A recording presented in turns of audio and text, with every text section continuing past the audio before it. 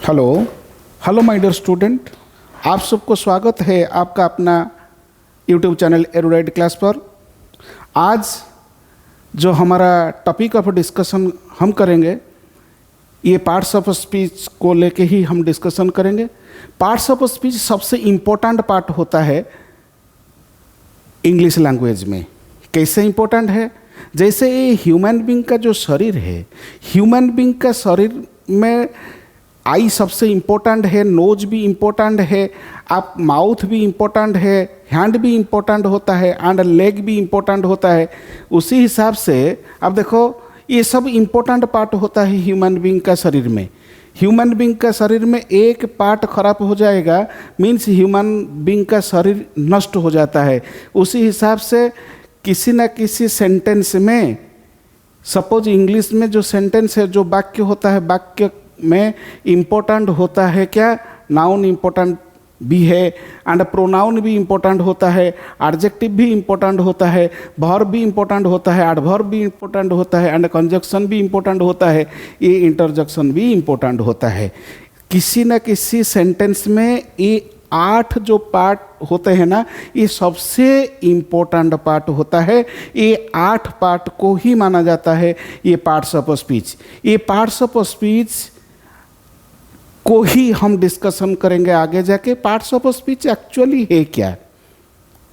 ये parts of speech का क्या डेफिनेशन है? Parts of speech is just the name. Parts of speech is just the name given to a word based on the job that it does in a sentence. Means प्रत्येक वाक्य में प्रत्येक शब्द का प्रयोगों के आधार पर अलग अलग काम होता है सेंटेंस के अंदर।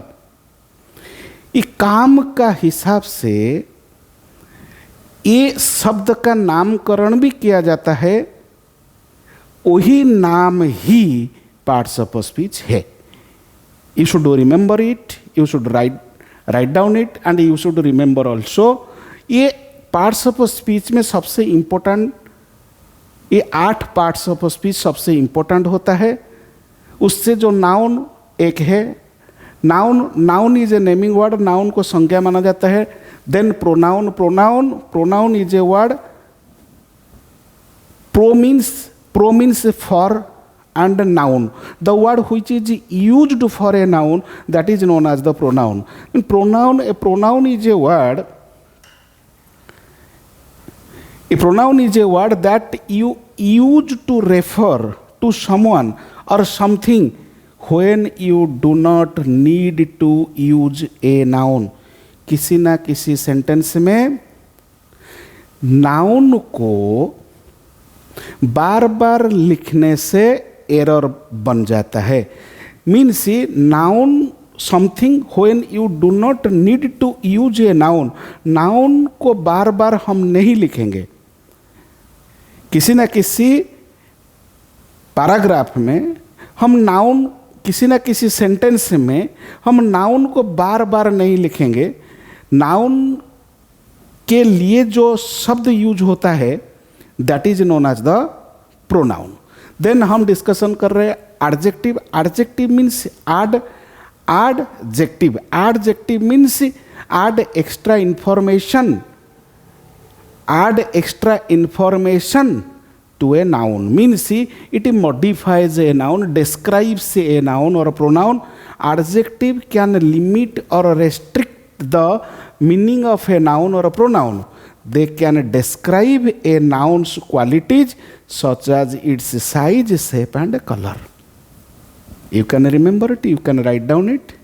And adjective क्या है? Adjective is a word. Adjective के ऐसा word होते हैं जो noun के लिए यूज होता है, noun को क्वालिफाई करता है, नाउन के बारे में बात करता है, नाउन को लिमिट कर देता है एंड नाउन को रेस्ट्रिक्ट कर देता है। एंड जैसे नाउन को कैसे वो रेस्ट्रिक्ट कर देता है, नाउन को कैसे वो रेस्ट्रिक्ट कर देता है? देखो, सपोज बॉय एक नाउन होता है, बॉय एक नाउन है। सपोज अ बॉय हम लिखेंगे, अ को आर्टिकल भी माना जाता है। Suppose good boy, good boy, ये नाउन है, ये एडजेक्टिव है। आर्टिकल भी used as an adjective in a sentence, ये भी एडजेक्टिव, ये भी लिमिट कर देता है नाउन को। ये एडजेक्टिव भी लिमिट कर देता है नाउन को, आर्टिकल भी एडजेक्टिव जैसा यूज होता है सेंटेंस के अंदर। देन हम एडवर्ब, एडवर्ब का काम क्या होता है? Adverb is add means extra information to a verb, adjective और अनदर एडवर्ब। एडवर्ब का काम क्या होता है सेंटेंस में? Adverb is a word that can modify और डिस्क्राइब ए वर्ब, एडजेक्टिव और अनदर एडवर्ब। मीन्स एडवर्ब एक ऐसा शब्द होता है, ऐसा शब्द का समूह भी होता है जो डिस्क्राइब करता है वर्ब को, डिस्क्राइब करता है एडजेक्टिव को एंड डिस्क्राइब करता है अदर एडवर्ब को भी वो डिस्क्राइब करता है। वो एंटायर सेंटेंस को भी एडवर्ब डिस्क्राइब करता है। एडवर्ब का काम क्या होता है? ये क्रिया विशेषण। एडवर्ब का काम होता है किसी न किसी verb, adjective, another adverb and sentence को, टोटल सेंटेंस को भी वो मॉडिफाई करता है। Means adverbs can be used to show, क्या शो करता है adverb? Adverb show manner, degree, place and time को ही शो करता है। आगे जाके हम डिटेल डिस्कशन करेंगे एडवर्ब का चैप्टर में।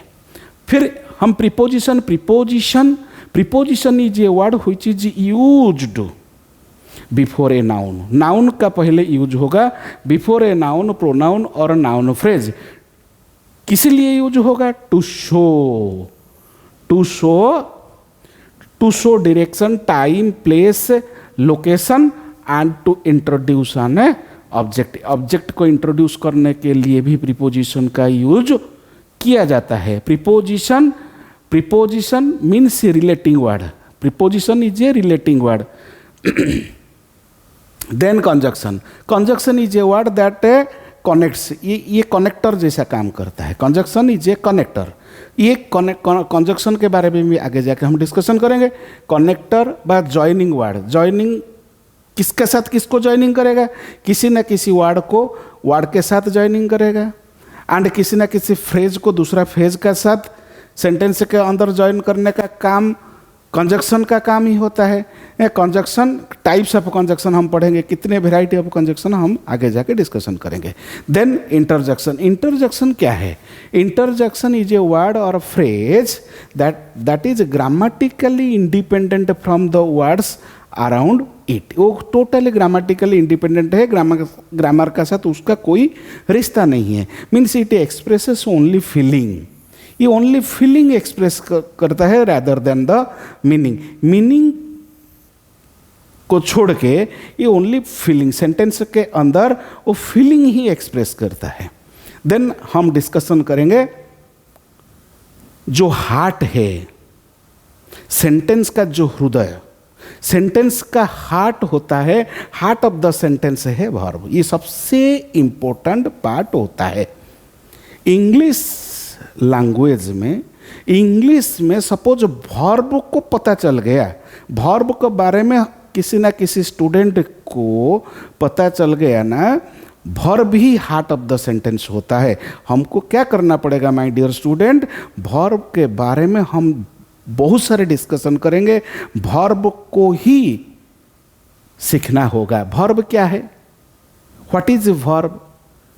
You can tell me the verb. Verb are the words that denote doing, being or happening. Verb का अर्थ होता है क्रिया। Verb का अर्थ होता है क्रिया। Verbs are the words that denote doing, being and happening. Means ये जो verb होता है, देखो verb टू टाइप का होता है। एक तो है एक्शन वर्ब, दूसरा होता है आपका स्टेटिव और state verb. Clear? Action verb का भी नेचर होता है और स्टेट वर्ब का भी नेचर होता है। एक्शन वर्ब का दो नेचर होता है, जैसे स्टेट ऑफ डूइंग नेचर का एक्शन वर्ब भी है, दूसरा होता है स्टेट ऑफ हैपनिंग नेचर का एक्शन वर्ब भी है। एंड स्टेट वर्ब का भी नेचर दो प्रकार का होता है, स्टेट ऑफ बीइंग नेचर का स्टेट वर्ब भी है and state of possessive nature का वर्ब भी है। देखो वर्ब का दो रूप होता है, एक तो है एक्शन वर्ब, दूसरा होता है आपका state verb. Action verb my dear student, action verb बताओ, एक्शन वर्ब क्या है? जो एक्शंस, जो कर्ता का, जो सब्जेक्ट का एक्शन के बारे में ही डिस्कशन करेगा, वो वर्ब ही एक्शन वर्ब है। एक्शन वर्ब का नेचर दो प्रकार का होता है, ये स्टेट ऑफ डूइंग नेचर का वर्ब भी है and state of happening nature का वर्ब भी है। स्टेट ऑफ डूइंग मीन्स क्या है? सपोज स्टेट ऑफ डूइंग क्या है? स्टेट ऑफ, देखो डूइंग वर्ब का मतलब क्या है? देखो verbs are the words that denote doing, being और हैपनिंग। डूइंग का अर्थ क्या है? Means the subject is the doer of the action. देखो वर्ब एक सेंटेंस बनता है, कैसे बनता है एक सेंटेंस? एक सेंटेंस बनता है सब्जेक्ट प्लस वर्ब को लेके ही एक सेंटेंस बनता है। Means verb plays an important role in a sentence। Sentence में वर्ब का रोल सबसे इंपॉर्टेंट होता है। वर्ब किसके लिए यूज होता है? वर्ब सब्जेक्ट के लिए ही यूज होता है। वर्ब का काम क्या है? वर्ब हमेशा सब्जेक्ट के बारे में बात करता है। सब्जेक्ट के बारे में बात करने वाला शब्द ही वर्ब ही है सेंटेंस के अंदर। सब्जेक्ट का बारे में मीन्स सब्जेक्ट का डूइंग नेचर वाला verb. Suppose for example, Ram killed Ravan. Here जो किल है ना, kill is the verb, kill is the verb. Here Ram is the subject, Ram is the subject and Ravan is an object. In this sentence Ram killed Ravan, Ram is the doer of the action. जो ये action हो रहा है ना, ये जो किलिंग का action हो रहा है, ये किल्ड जो वर्ब है, ये वर्ब क्या बताता है?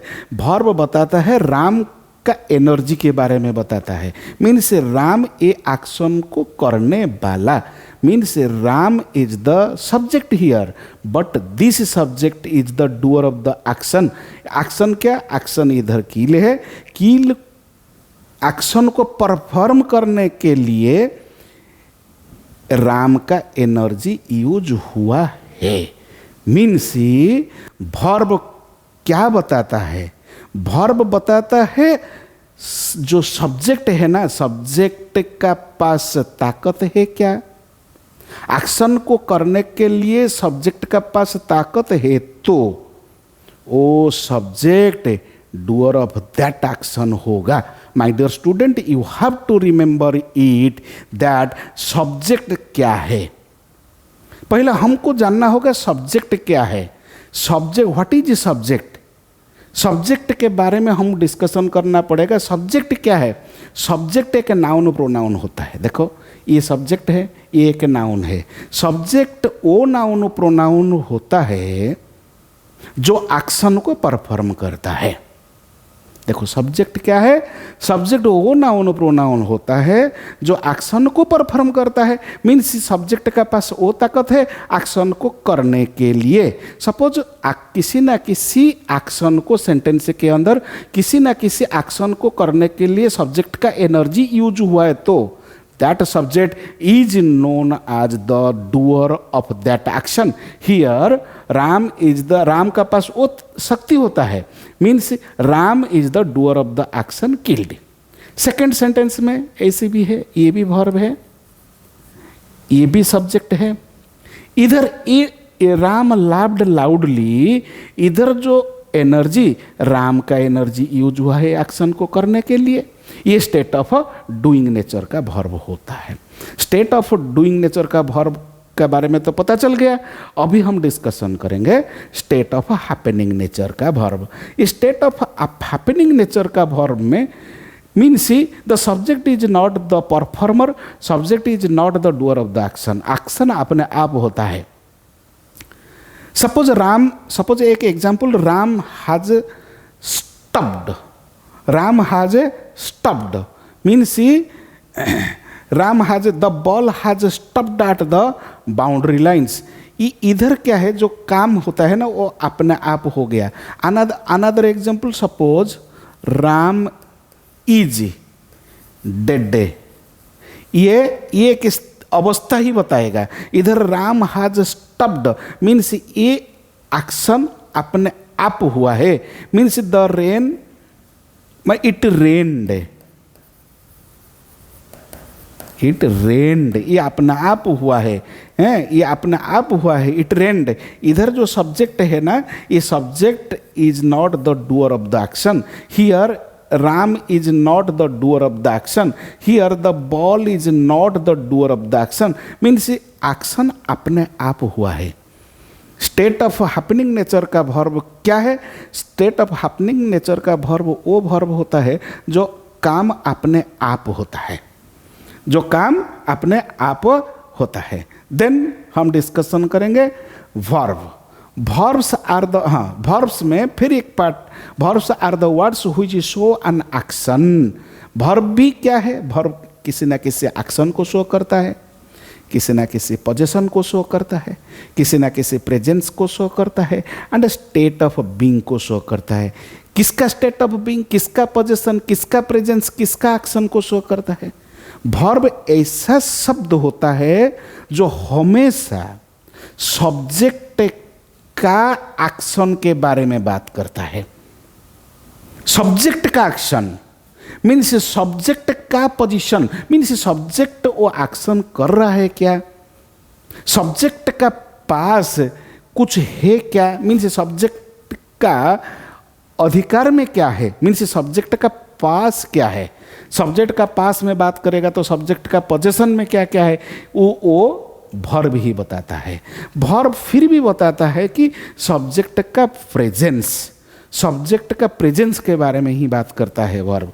फिर वर्ब बताता है सब्जेक्ट क्या है, means state of being. Suppose मैं एक टीचर हूँ, मैं क्या हूँ, ये सब्जेक्ट क्या है ये बताता है वर्ब. तो वर्ब टेल्स अस, वर्ब हमको बताता है व्हाट सब्जेक्ट इज. वर्ब वो बताता है व्हाट सब्जेक्ट इज. वर्ब वो बताता है व्हाट सब्जेक्ट हैज. सब्जेक्ट का पास क्या है, सब्जेक्ट क्या है, सब्जेक्ट का पास क्या है. फिर भी बताता है व्हाट सब्जेक्ट डज, सब्जेक्ट क्या कर रहा है. फिर भी वर्ब बताता है what has happened with the subject, subject का साथ क्या हो गया रे. फिर हम डिस्कशन करेंगे. देखो आई प्ले फुटबॉल, इधर वर्ब है, ये भी वर्ब. ये क्या बताता है वर्ब? ये वर्ब बताता है सब्जेक्ट जो आई है, आई क्या कर रहा है, मीन्स आई का एक्शन के बारे में बात करता है. हियर इन दिस सेंटेंस ये जो प्ले वर्ब किसका एनर्जी के बारे में बात करता है? आई का पास वो एनर्जी है जो ए प्ले को करने के लिए उसका एनर्जी यूज हुआ है. मीन्स ये एक्शन के बारे में बात हो रहा है.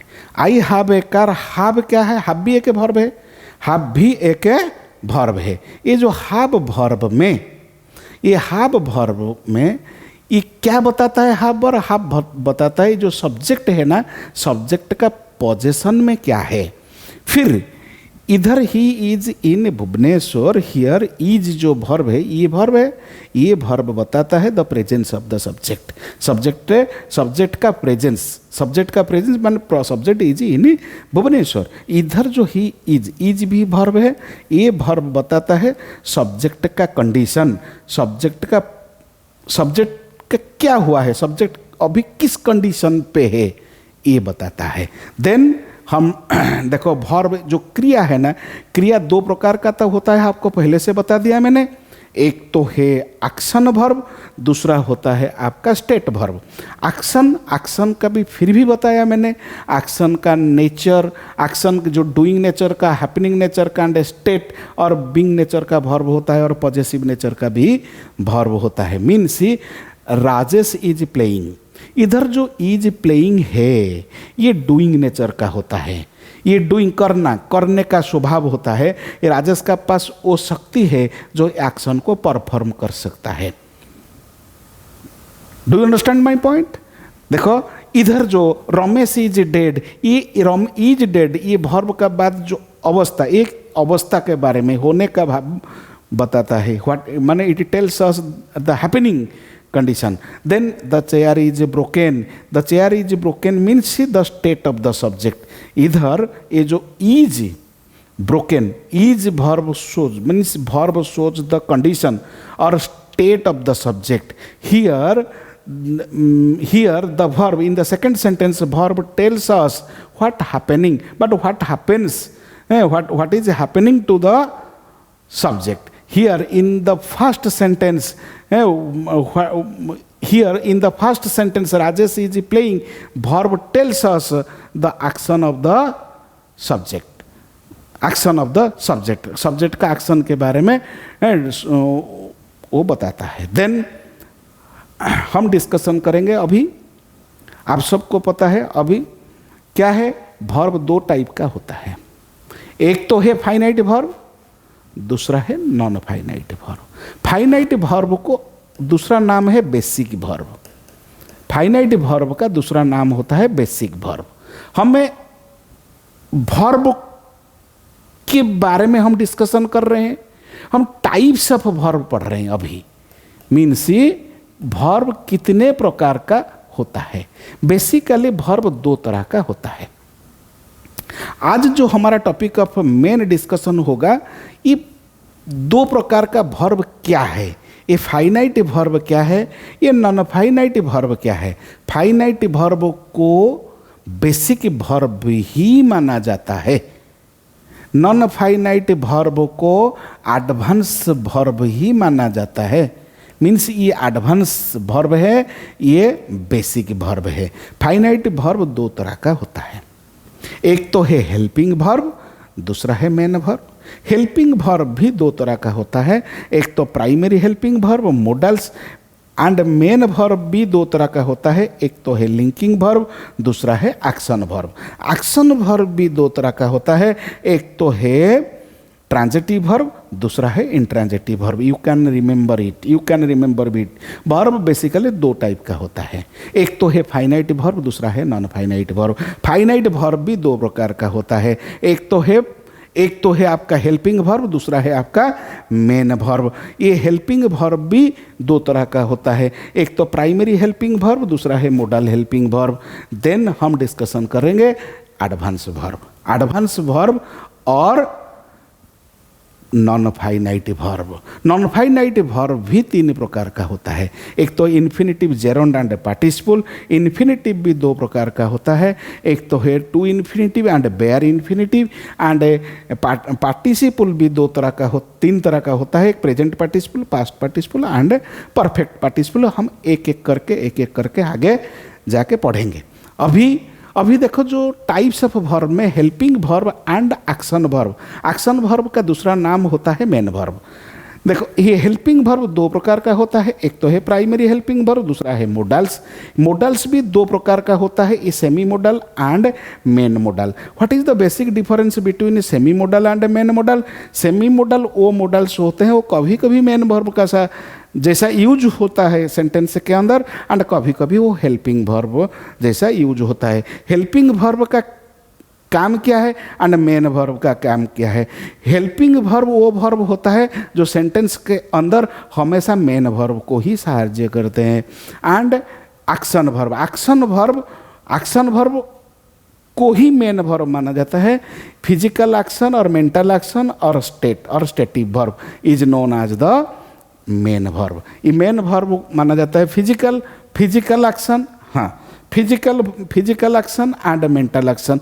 आगे जाके हम आपको बहुत सारे एग्जाम्पल के साथ हम डिस्कशन करेंगे। इस वर्ब चैप्टर में हम क्या क्या पढ़ेंगे, आगे जाके हम क्या क्या पढ़ेंगे? एक तो हम पढ़ेंगे हेल्पिंग वर्ब के बारे में, दूसरा हम पढ़ेंगे मेन वर्ब के बारे में, तीसरा हम पढ़ेंगे लिंकिंग वर्ब के बारे में, चौथा हम पढ़ेंगे सपोर्टिंग वर्ब क्या है, फिर पढ़ेंगे forms of verb and position of verb, transitive, intransitive and complement, subject complement, object complement and confusing verb. ये डिटेल्स हम आगे जाके डिस्कसन करेंगे वन आफ्टर अनदर। हम कम से कम 10-12 क्लास में हम एंटायर चैप्टर को क्लोज कर देंगे। देखो, एक्चुअली वर्ब कोई भी कार्य जो कर्ता के द्वारा किया जाता है, कोई भी कार्य जो कर्ता के द्वारा किया जाता है वही तो वर्ब है। वर्ब तो कुछ नहीं है, जो कर्ता जो काम को करता है वही है वर्ब। जो भी कार्य मतलब कोई भी कार्य जो कर्ता के द्वारा किया जाता है वो वर्ब ही है। यू कैन रिमेंबर इट, जो काम जो कार्य कर्ता के द्वारा किया जाता है वो वर्ब ही है। You can remember it.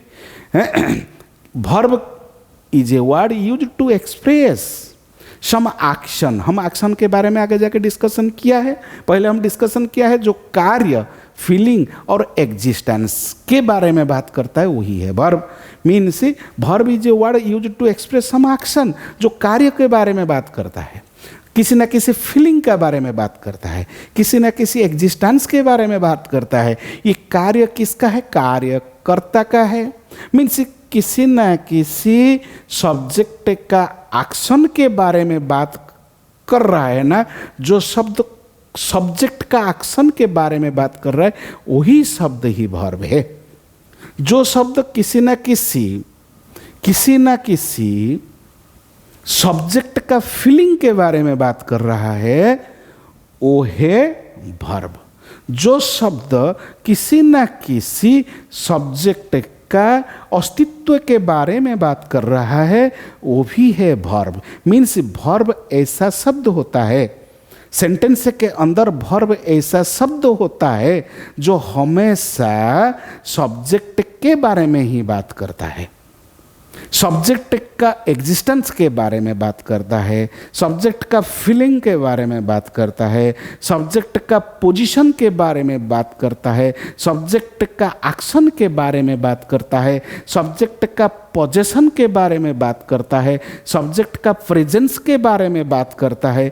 Means जो शब्द सब्जेक्ट हमेशा ही सब्जेक्ट के बारे में बात करता है वही शब्द ही वर्ब है। You can remember it. It tells something about the subject in a sentence. हमेशा वर्ब का रिश्ता सब्जेक्ट का साथ ही है, क्योंकि सेंटेंस में देखो, सेंटेंस में एक एग्रीमेंट होता है। किसी ने किसी का साथ एग्रीमेंट किया है, सब्जेक्ट एंड वर्ब के बीच में एग्रीमेंट हो रखा है। Means subject and verb, subject plus verb is equal to एक सेंटेंस। सेंटेंस बनता है एग्रीमेंट से। जब एग्रीमेंट सही होगा, एग्रीमेंट ठीक होगा तो एग्रीमेंट में ही सेंटेंस बनता है। मीन्स एग्जाम्पल देखो, राजेश रीड्स ए बुक, इधर ये जो रीड्स एक्शन के बारे में बात करता है, इधर रमेश ईट्स स्वीट्स, ये भी एक्शन, किसका एक्शन? सब्जेक्ट का एक्शन के बारे में बात करता है। ये भी रीड से सब्जेक्ट का एक्शन के बारे में बात करता है। ईट से सब्जेक्ट का, ये जो रमेश का एक्शन के बारे में बात करता है। ये जो फील है वर्ब, ये किसके बारे में बात करता है? एक्सपीरियंस। ये किसका एक्सपीरियंस? सब्जेक्ट का एक्सपीरियंस के बारे में बात करता है। Then Dasharath was a great king, ये जो वर्ब है ना वाज, ये किसके बारे में बात करता है? ये एग्जिस्टेंस के बारे में बात करता है। किसका एग्जिस्टेंस के बारे में बात करता है? इधर जो सब्जेक्ट है ना, ये सब्जेक्ट का एग्जिस्टेंस के बारे में बात करता है। Clear? You can remember it my dear student, you can remember it, you can follow it. आपको सपोज मेरा पढ़ाने का तरीका अच्छा लग रहा है, प्लीज आप लाइक करो एंड सब्सक्राइब करो माय डियर स्टूडेंट।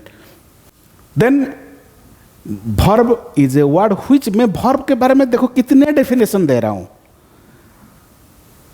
एक एक करके मैं 4-5 आपको डेफिनेशन दे, क्योंकि आपको याद हो जाना चाहिए वर्ब क्या है।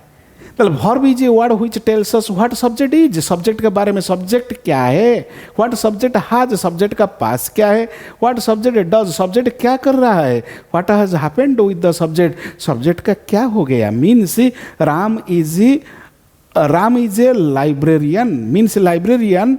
Ram is a what the position, mean what subject is a a librarian. Ram has money, subject का पास क्या है, what subject has money means what is, मतलब Ram is killing a tiger. इधर जो वर्ब है ना, ये क्या बता रहा है, ये जो वर्ब है Ram is killing a tiger, इधर जो बता रहा है व्हाट सब्जेक्ट डज, सब्जेक्ट क्या कर रहा है, subject what subject does, subject क्या कर रहा है, Ram is killing a tiger.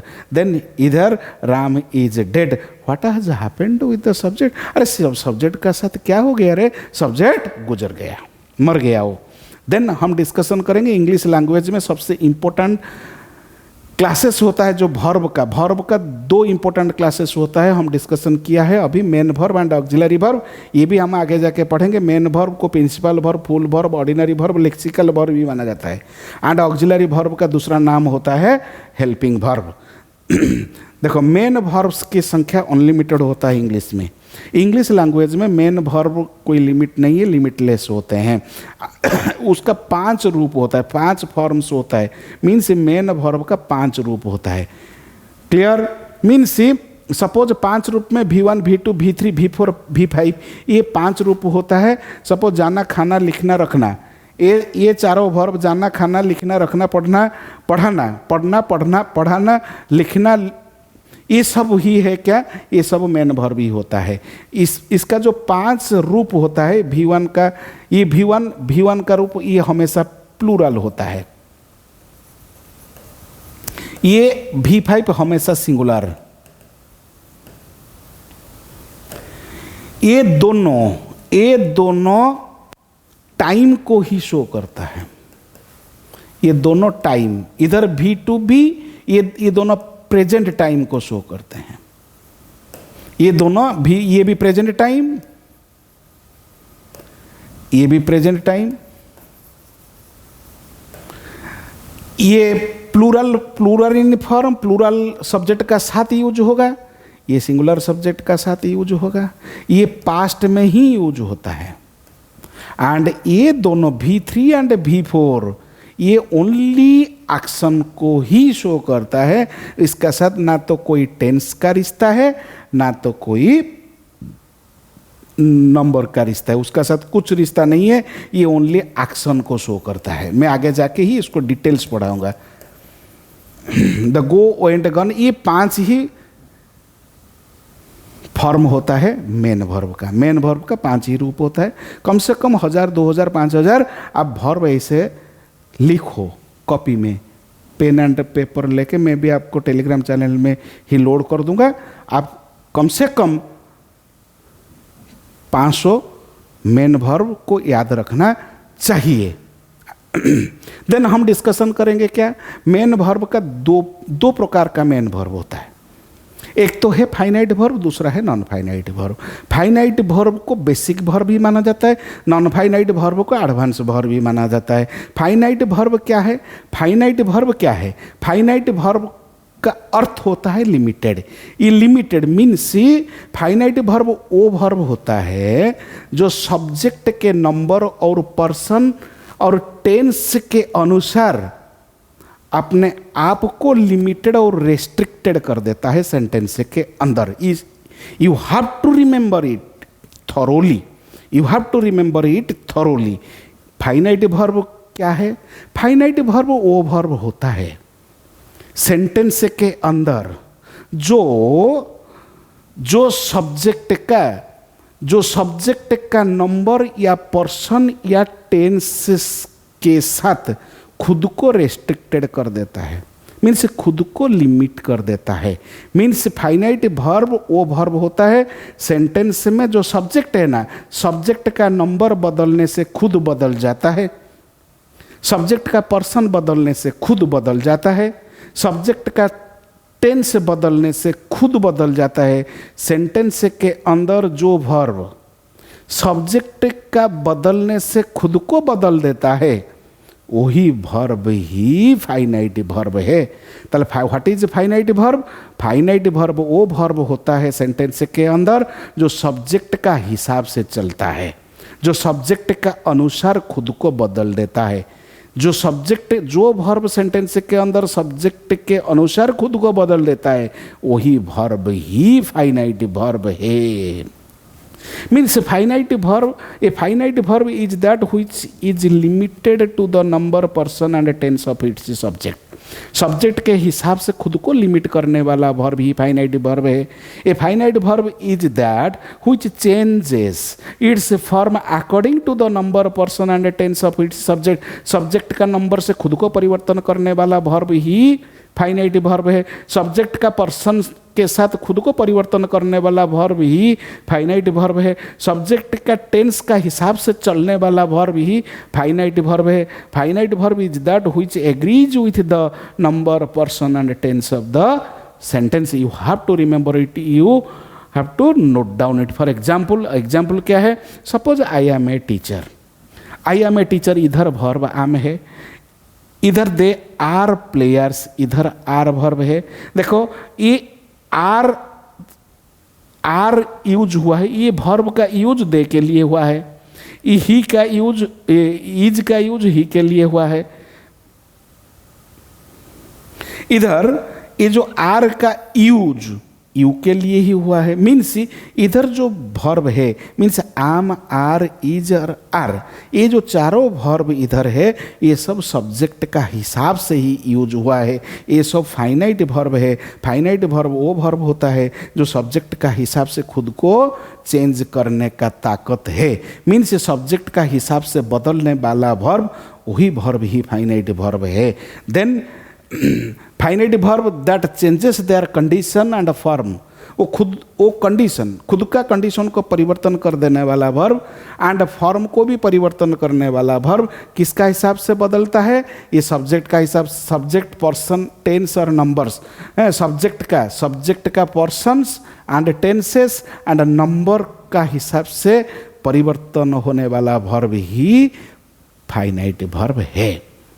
Means non finite verb ठीक अपोजिट है फाइनाइट वर्ब का. नॉन फाइनाइट वर्ब वो वर्ब होता है जो सब्जेक्ट का नंबर, पर्सन एंड टेंस बदलने से जो वर्ब खुद को परिवर्तन कभी नहीं करेगा, वही वर्ब ही नॉन फाइनाइट वर्ब है.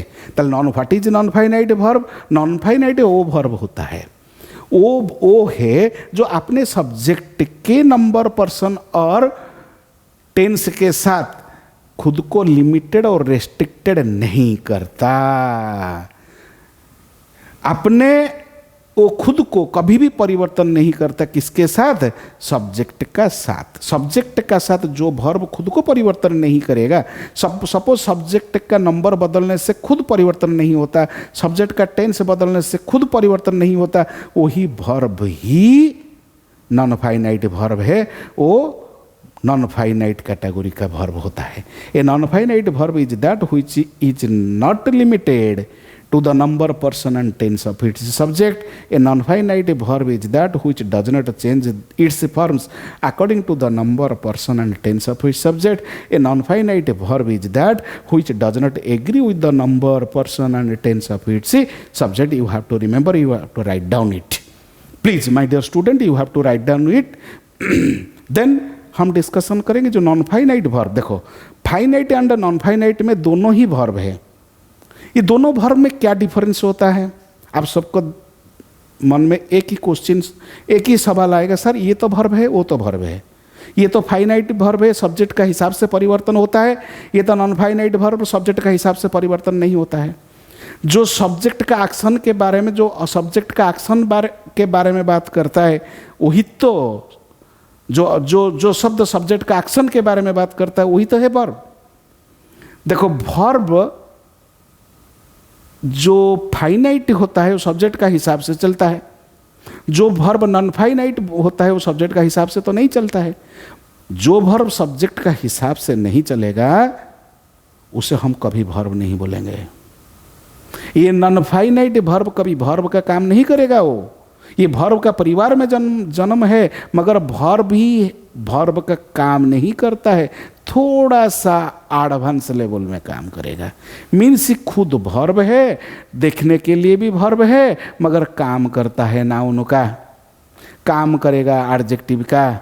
जो शब्द देखने के लिए वर्ब है देखने जैसा लगता है वो वर्ब है, मगर वर्ब का कभी काम नहीं करेगा। ये काम करेगा नाउन जैसा, काम करेगा एडजेक्टिव जैसा, वही है नॉन फाइनाइट वर्ब। मैं आगे जाके फिर डिस्कशन करेंगे। देखो इधर है I want to learn English. देखो वांट है इधर, he wants to learn English, इधर भी वांट से they want to learn English, इधर भी वांट है, तीनों वांट है। ये want first want second want परिवर्तन हुआ, क्योंकि जो फर्स्ट सेंटेंस में जो वांट है वो सब्जेक्ट का हिसाब से यूज हुआ है, सेकेंड सेंटेंस में जो वांट है वो ही का हिसाब से यूज हुआ है, एंड थर्ड सेंटेंस में जो वांट है वो दे का हिसाब से यूज हुआ है। ये तीनों वांट में, वांट वांट्स वांट, ये तीनों वांट, ये तीनों सब्जेक्ट का हिसाब से ही खुद को परिवर्तन कर रखा है। मगर इधर to learn to learn to learn ये आज इट इज है, इसका अंदर कुछ परिवर्तन नहीं हुआ है। मीन्स सेंटेंस में want wants want finite verb है, to learn non finite verb ही है, नॉन फाइनाइट NFV। ये सब नॉन फाइनाइट वर्ब, ये सब नॉन फाइनाइट वर्ब, ये सब नॉन फाइनाइट वर्ब ये क्या काम कर रहा है, क्या रोल कर रहा है इस सेंटेंस में? ये कभी भी वर्ब का रोल नहीं करेगा। ये वांट्स ही वांट वर्ब का रोल प्ले कर रहा है, मगर नॉन फाइनाइट वर्ब इधर कभी वर्ब का रोल प्ले नहीं करेगा। मीन्स इसीलिए, क्योंकि देखो सेंटेंस में वांट वांट्स वांट ये फाइनाइट वर्ब है, to learn non finite verb है। To learn non finite verb इसीलिए है इस सेंटेंस में, ये जो टू लर्न इसीलिए नॉन फाइनाइट वर्ब है कि अपने सब्जेक्ट के नंबर और पर्सन और का साथ एग्री नहीं करता है। यानी डिफरेंट सब्जेक्ट जो ही, आई एंड दे के साथ इसका जो सेम फॉर्म कंटिन्यू ही रहता है, that is known as the to infinitive form. Means advance verb का काम करता है वो, that is known as the to infinitive form of the verb. आगे जाके हम एडवांस वर्ब जब पढ़ेंगे ना, वही टाइम पे मैं आपको डिटेल्स डिस्कशन करूंगा। टू इन्फिनिटिव क्या है, types of to infinitive, position of to infinitive, उसके बारे में हम डिस्कशन करेंगे। देन अनदर देखो सेंटेंस में I love a blooming flower, इधर लव भी है, इधर लव से है, लव है, इधर भी लव है, ब्लूमिंग फ्लावर, इधर देखो इधर ब्लूमिंग फ्लावर। ये फ्लावर के लिए यूज हुआ है, ये भी फ्लावर के लिए यूज हुआ है, ये भी फ्लावर के लिए यूज हुआ है। मीन्स किसी ना किसी नाउन के बारे में जो बात कर रहा है ना, जो शब्द किसी ना किसी नाउन के बारे में बात करेगा वो हमेशा एडजेक्टिव जैसा यूज होगा, उनको हम एडजेक्टिव ही मानेंगे। इधर ब्लूमिंग एडजेक्टिव ही है, ये नॉन फाइनाइट वर्ब ही है, ये नॉन फाइनाइट,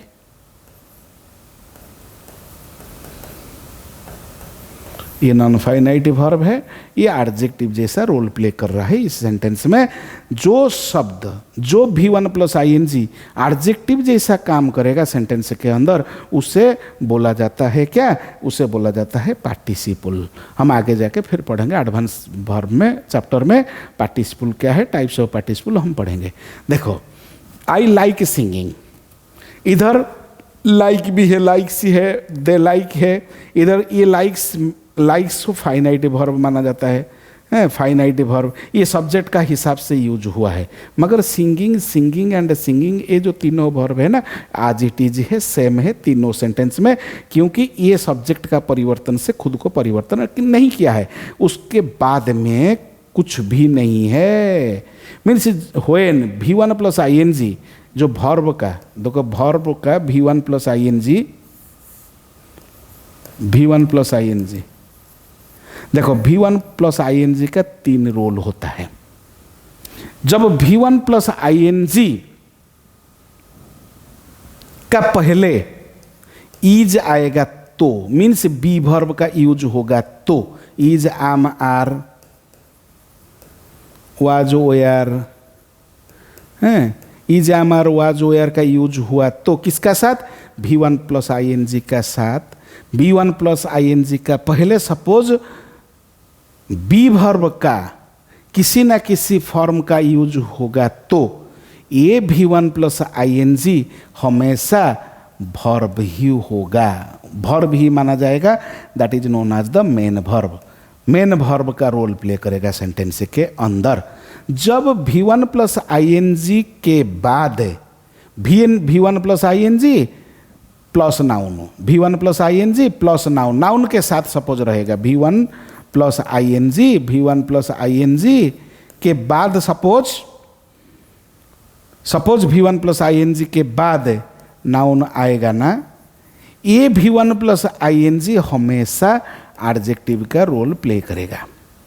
जब V1 प्लस ING सब्जेक्ट का पोजीशन में, V1 प्लस ING सब्जेक्ट का पोजीशन में ऑब्जेक्ट का पोजीशन पे यूज होगा अकेला, उसके बाद ना तो कोई नाउन है, उसका पहले नाउन आ सकता है, उसका पहले सपोज नाउन आ सकता है, कुछ प्रॉब्लम नहीं, उसका पहले मेन वर्ब भी आ सकता है।